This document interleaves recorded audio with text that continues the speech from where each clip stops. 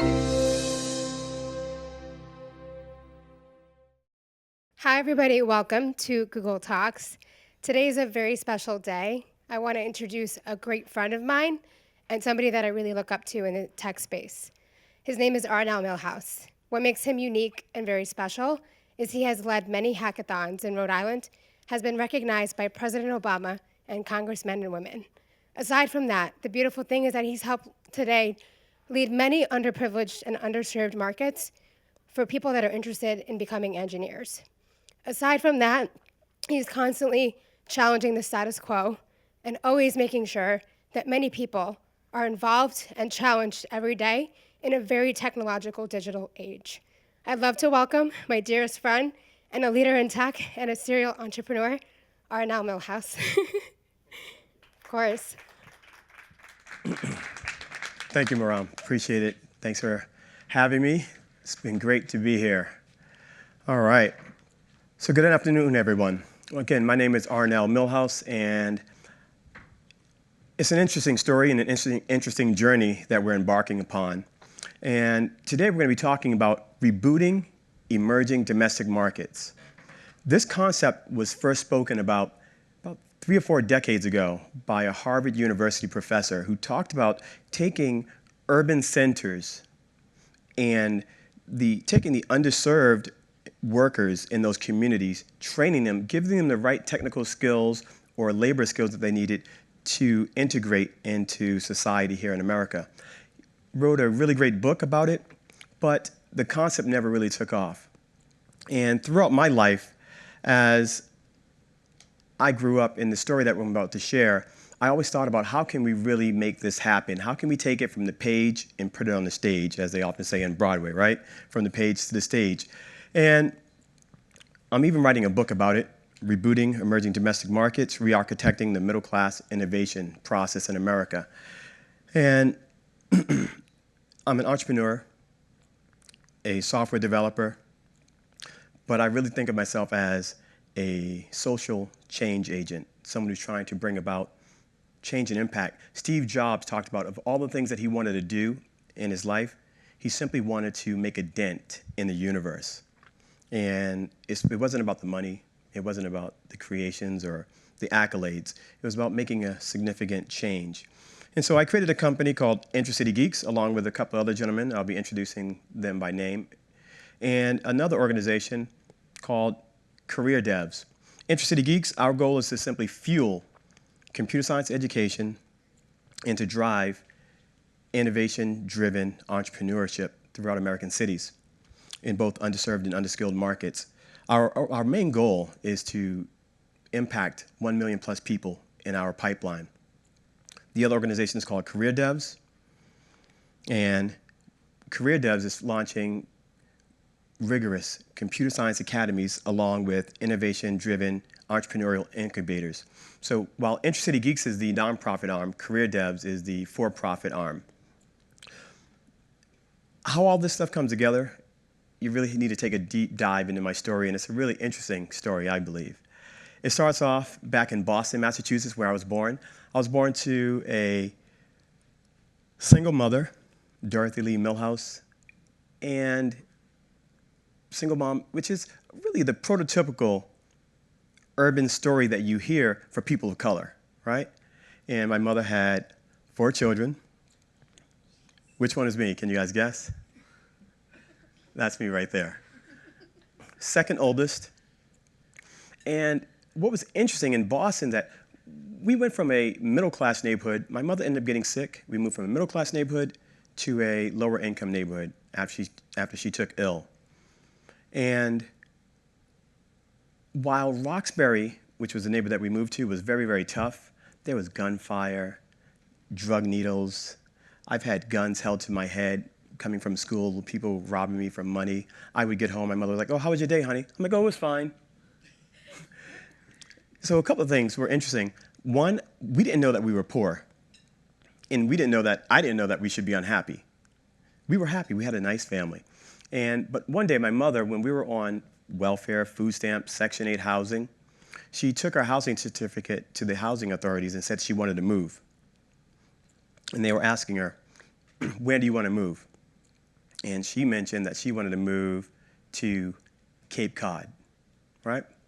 And it wasn't until we actually moved to Cape Cod that I noticed this, that the urban lifestyle formula that we had been living, that there was a vicious perpetuating cycle that repeated itself.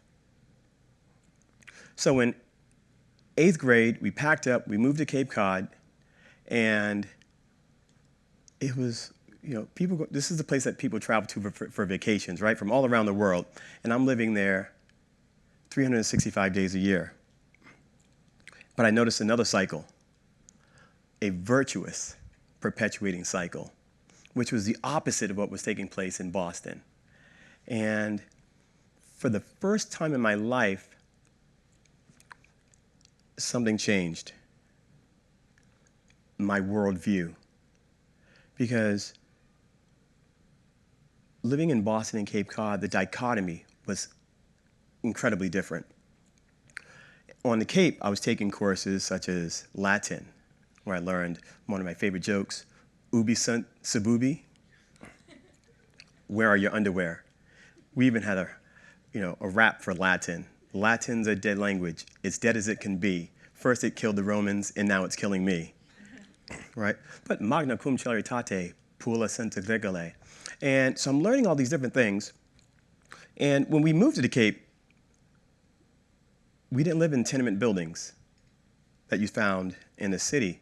We lived right off the 7th hole of the Dennis Pines golf course. And I remember waking up one morning, I saw these little white balls in my yard. And I said, Mom, why do these balls keep coming into our yard? And what are those people out there doing? Are they farming? It looks like they're trying to farm. What are they planting? I couldn't understand it. She says, no, honey, they're playing golf. I said, what is golf? And I learned about Camelot.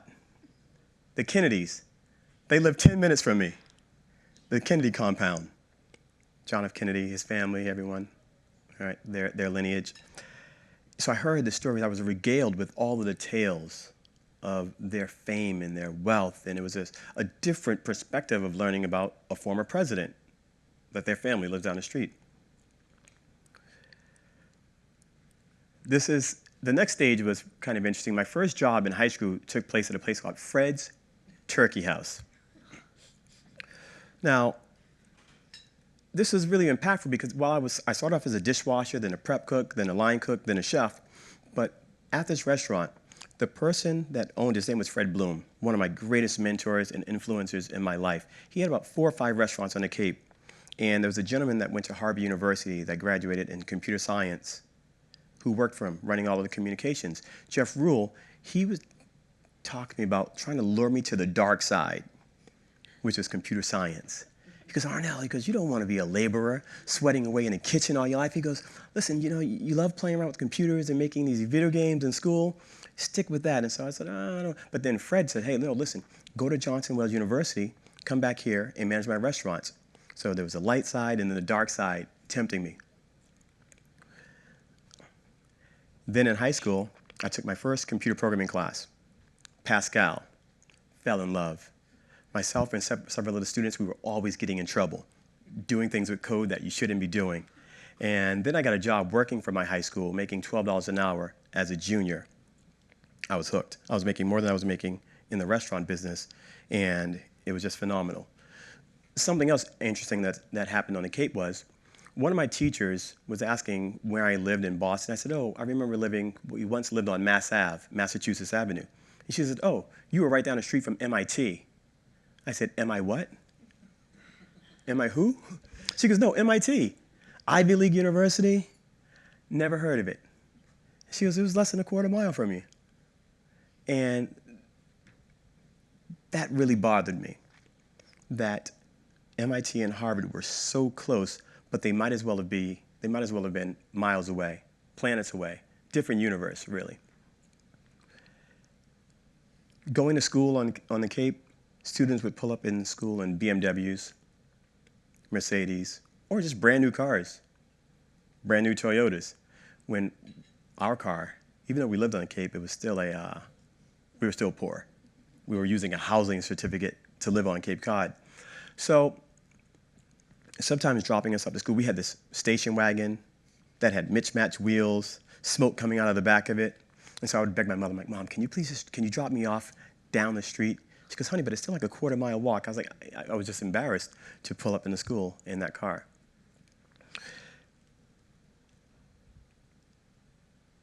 What was happening was that I was experiencing culture shock.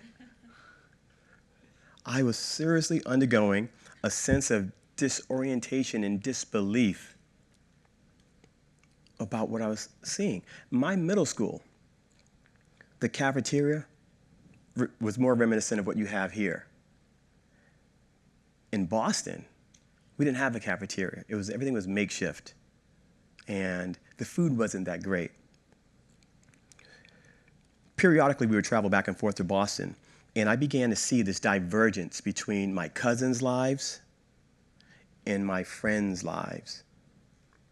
My friends and their parents on the Cape versus my friends and their parents in Boston. As I was in Boston, I would notice that the adults were talking about how hard things were, that there were no opportunities. They just lost their job. They couldn't get ahead. Their electricity was being turned off this week. On the Cape, everything was happy and everyone was doing fine. And as we would go back and forth, it was lights on, lights off, lights on, lights off. And it was disconcerting. And I didn't know, I said, in Boston and Cape Cod, 60 miles apart. So it really, really, really troubled me. Back and forth, Cape Cod, Boston. Cape Cod to Boston. And I remember the exact moment that this thing happened. I woke up one morning and I realized that I had two worldviews. Because of my friends in Boston, they all, and myself included, when I initially moved to Cape Cod, I wanted to be a rapper, basketball player, or some type of athlete or entertainer. Where everyone on the Cape was talking about where we're going to school, what we're going to do with our careers. And so hearing two different worldviews, and I saw that one worldview was just crumbling and the other was thriving. So I left high school and I went to college at Johnson Wales University, computer science, much like my buddy Cliff. And at Johnson Wales, things really took off. I was a computer lab assistant, and that's when I learned about innovation. I started taking some of the processes that they had in place that took 4 or 5 days to change the computers over at the end of each semester, and I brought it down to a 3-hour process. And my bosses were freaking out. They're like, oh my goodness, this is amazing. And there were a lot of other things that I did that really, really impacted the university. Something really, really bad happened, though, my freshman year. My mother passed away. All those years of being sick, on housing, she passed away. My younger brother and younger sister, my older brother, myself, we had to try to figure out what we were going to do. My older brother said, you stay in school, work hard, send money home on the weekends. And I did that. And in my sophomore year, I became a senior lab assistant at Johnson Wales, which meant I received free tuition, which really saved me because the school was sending me notices that you have no money, you can't stay in school. And I graduated Johnson Wales, and something interesting happened. The second job that I had was in Boston. And when I was on the Cape, my mother would tell me all the time, pay attention, Arnell. I brought you down here so that you could pay attention to find out how people are becoming successful. And family after family, what does your father do? Oh, he's into technology. Again, there was Jeff at Fred's Turkey House. Arnell, come to the dark side. But every family seemed to have some connection to some type of technical organization working in Boston. So I said, I'm going to apply to a job in Boston. I applied for this data telecommunications company, walked into the company, another shock. I walked in, and I was the only person of color within the entire organization. And I said, they're not going to hire me. I'm like, there's no way. But I've become really good at what I do with technology, computer science. So I got an offer letter in the mail, and it was for $80,000. And it was the second time that I was just shocked, culture shock. The company, much like here at Google, cafeteria, food, chefs coming in, massage therapists. I didn't know that it was leading up to this. $80,000 a year, $15,000 annual bonus, 15,000 shares of stock. What is stock? What is stock? Is that like Campbell's stock? I didn't know. Are they going to send me 15,000 cans of Campbell's stock? I don't want that. But it was culture shock. Round two. Something else hit me. I was no longer poor. And it was welcome to the middle class. But I think as hard as it was making it there, if I had known that it was going to be that difficult, I probably would have given up. But since I've made it this far, I said, why stop at the middle class? Why not keep on going? What's the next exit have in store? So something interesting started happening. My friends, family, and neighbors started noticing, oh, Arnell has some new clothes, new car, living in a nice house. So people were peeking, and then people started knocking on my door, especially my friends. I have a friend that was in the Marines, and he came up to me and says, Arnell, listen, I just got out of the Marines, so all I need to do is shoot a gun. What do I do? I got him involved in technology. And then after him, his name was Jason. He was African American. Another friend of mine, Rick, Jamaican background. Hav, Cambodian. Tim, Irish American. Dave, English. OC, Latino. Tim, Kevin, Derek, Sam, Charlie, Lynn, John, Mike, Will, Jeff, Chuck, Devin, Pete, Rob, Kurt. So many other people that started coming to me and my friends to get involved in technology. People who were on welfare, unemployed, or severely underemployed. Overall, about 25 people who now have an aggregate annual income of over $2 million. And if you look at the majority of those people, all got married, all own homes. And so that cycle that my mother was caught up in, and that so many other people were caught in, single mother, no father in the household, was now being broken in so many people's lives and so many children, including myself, my two amazing sons right here, and my amazing wife, who I would not be here without. And so I started thinking again, how do we solve the income inequality puzzle? And the solution is simple. We have to do it at scale. And that's where I really began thinking about the rebooting emerging domestic markets. So I had my great moment of epiphany, seeing what all of my friends had attained. And then over the past few years, looking at all of the pain that this country has been going through with the battles between race and income and the haves and the have-nots, I said, what I've done for my friends, I simply need to do for the rest of the country. That's easy, right? No problem. So I started a company called IntraCity Geeks. It's a nonprofit, and something interesting happened. I put an ad up on Brown University's website, and this double major Atma Econ brainiac named Rapidus Binkies applied. I sat down with him, blew me away with his intelligence. He worked with me, getting the organization going. And then I met another gentleman, and he's here today in the audience. His name is Cliff. Brainiac. You've seen like the Superman comics, Brainiac? That's Cliff right there. And we'll talk a little bit more about that. But IntraCity Geeks, we started teaching at the middle school level in Providence. And it got picked up in the news. Like, wow, this is really cool. No one's done this before, or at least not at the scale that we were looking to run our programs. We were on Channel 10. We were taking students to hackathons at Brown University. And they were growing. They were doing amazing things as themselves. In the red shirt here, you can see my son, Matthias. He actually teaches with me now. He's a lead instructor for elementary school students. He's 14 years old, 8th grader. Actually, not 14 yet, in a few weeks. he's going to be. But he's doing amazing things. And again, that generational stronghold, that generational change effect, having a father figure, a mother figure that's nurturing him to help him grow. And Elias is coming up behind, learning as well. So we went from middle schools to high schools, teaching, talking about how they can get jobs in technology. $72,000 is the average of the jobs paying in Rhode Island. The mayor of Providence contacted us and said, hey, you're doing some great things. What could we do together? So we created a hackathon for the city of Providence.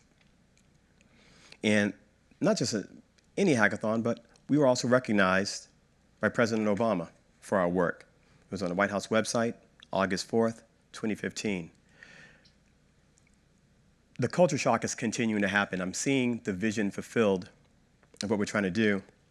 And for one of the hackathons that we did, what we attempted to do, we built a satellite communications array to communicate with the astronauts in the International Space Station as it flew overhead over Providence. The astronauts were sleeping, but we did get a ping connection signal with our device. But we've stressed to the students, when we did this, we partnered with a group from Brown University, middle school students and high school students, who assembled the communications array, designed it, and got it working. This is the type of innovation that we want to let students know is possible. And they're like, now they go out there, they have the apps on their phone. I get calls from students all the time. Hey, I'm looking at the International Space Station going up overhead. I'm following them on Twitter, right? And they're talking about engineering, they're talking about aeronautics. These are the types of impacts and changes that you want to be able to make. Everyone can't move to Cape Cod. After that, the governor of Rhode Island got in contact with us through her innovation department, and we created a hackathon for the state. I also taught a Harvard computer science class called CS50 in Rhode Island. Over 500 people applied. We enrolled 150. And CS50 is rooted in the C programming language, data structures, algorithms, computational thinking, strong rigor. And it was during that course, and here's a snapshot of it. That's my head there. I'll give you that same view. But during that class, I met one student that approached me halfway through. Everyone was 2 or 3 weeks behind, except for one student who comes up to me and says, I'm finished with the course. I said, you can't be. That was Cliff. Toward the end of the class, Harvard had a global computer coding competition, and Cliff's team was only one of 13 that finished with a perfect score out of 630-something teams worldwide. Perfect score. I was impressed. We began to hang out a little bit, and Cliff became my third geek crush that I had in my life.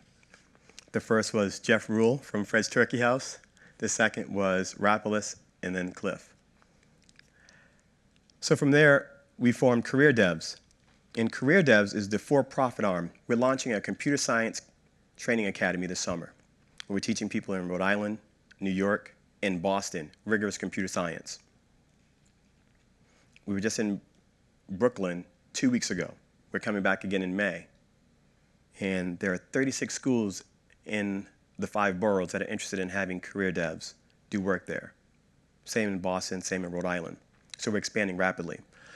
In addition, the way that we're going to do computer science is different than the boot camps. We don't call it a computer science boot camp because the students are really going to, too oftentimes when we see students graduating from boot camps, they can't do anything significant when they complete the course. So we want to make sure that there's a lot of testing and a lot of rigor in ideation. At every stage, we want to make sure that there's a creation portion that they can reiterate and from recall do examples that they create. It's really, really important. Plus the focus on data structures and algorithms, which Cliff is a Jedi Knight. Or would that be a Sith since we are on the dark side? Probably a Sith. The other thing that's interesting is that I've had several entrepreneurial journeys over the years. And a couple of years ago, I created an organization called CrowdSigned. And I applied to one of the big incubators. And I thought, wow, they're going to love my idea. And they rejected me. I didn't have understanding of metrics, total addressable market space. There were a lot of things that I didn't understand. So I had to hit the books. One of my friends said, oh, go up to MIT. They're having this course on entrepreneurship. So I went up there, registered, sat in on it, learned a ton. Like, oh, Bill Aulet, he has this great book. You should check it out. Disciplined Entrepreneurship. So I internalized that. And as I've done that, several other people have come to me now saying they want some entrepreneurial help with their products. In the same way that I helped my friends learning about computer science, I'm now helping people learn about entrepreneurship. So Cliff and myself, we're going to be also teaching about entrepreneurship. And as CareerDevs launches, two of the companies that we're highlighting, one is called Common Connect. It allows you to connect with people as you would with LinkedIn professionally, but socially, based upon your location. How many times are you traveling? You're walking past someone on 8th or 9th or 16th that you could probably have a lot of synergy with, but you don't know that person. Now with Common Connect in your pocket, when you're passing that person, you'll know. And since you're in the same vicinity, you'll be able to connect. Another one is called CrowdSign. Informed analytics that help drive the market for unsigned artists. So it's data-driven, analytic-driven, innovative IP behind both of these companies that we're launching. And Cliff's the lead developer on both of those. So what's our vision? It's the same thing that happened with my friends. But instead of people now, we're also looking at corporations, companies.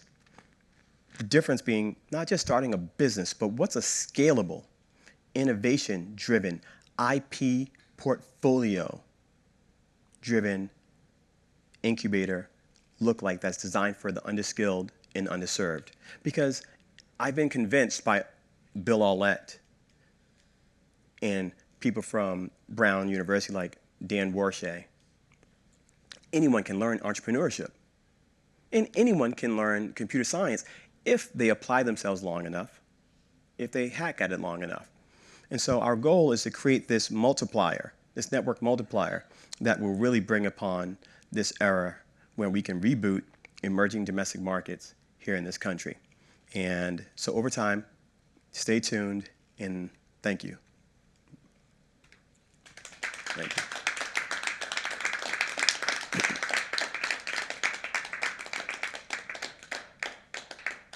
If you are interested in getting in contact with us or following our story, you can follow along on IntraCityGeeks.org, CareerDevs.com, and you can email Cliff and myself as noted. Thanks once again.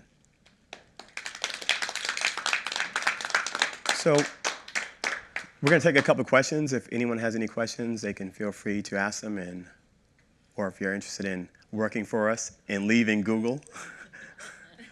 Yes. And we have microphones over there, so we're going to have each person stand up at a microphone to ask their questions.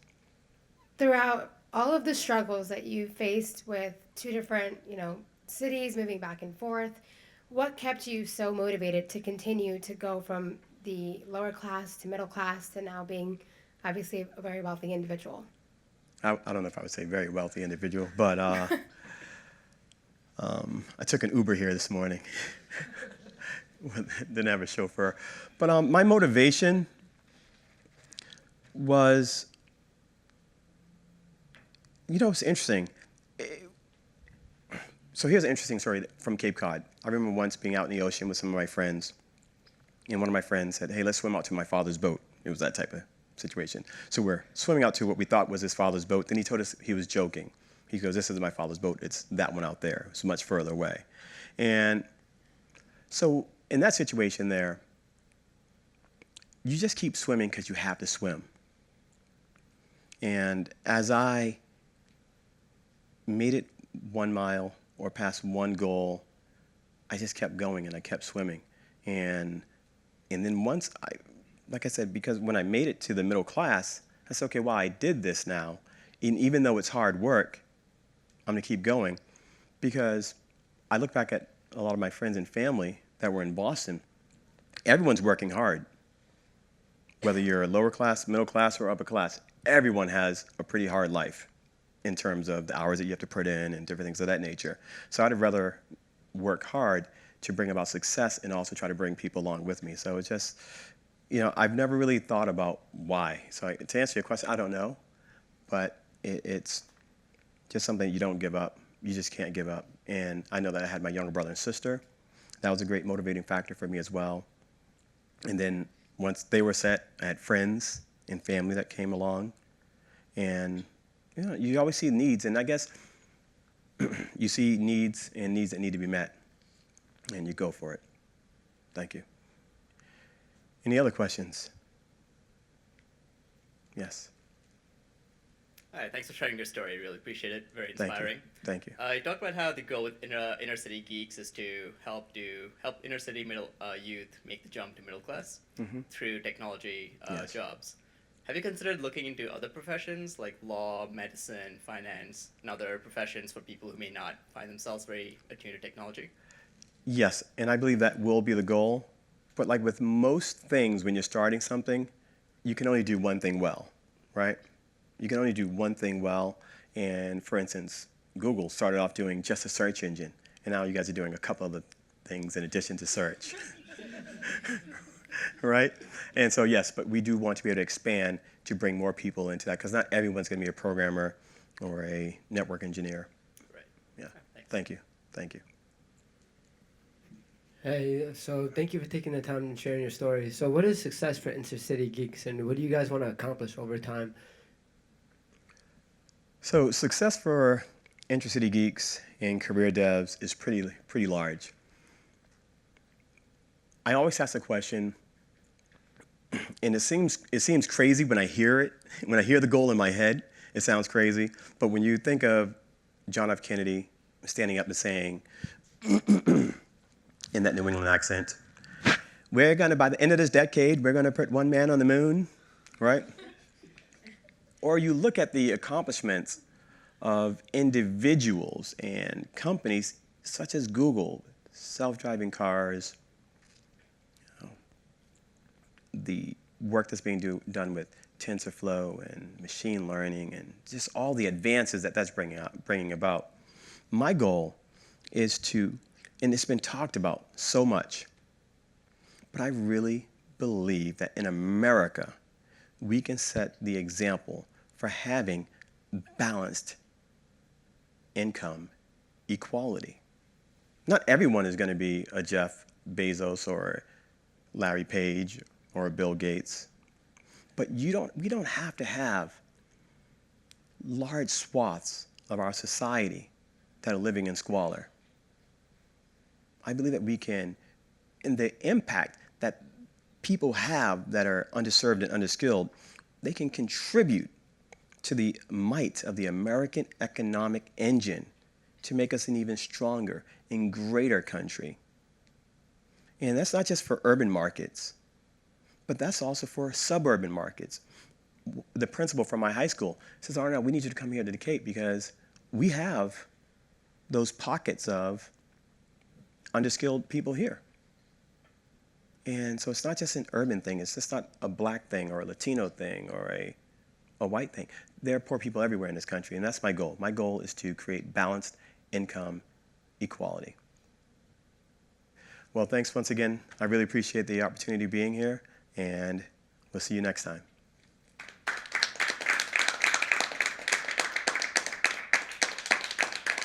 Awesome. Thanks, guys.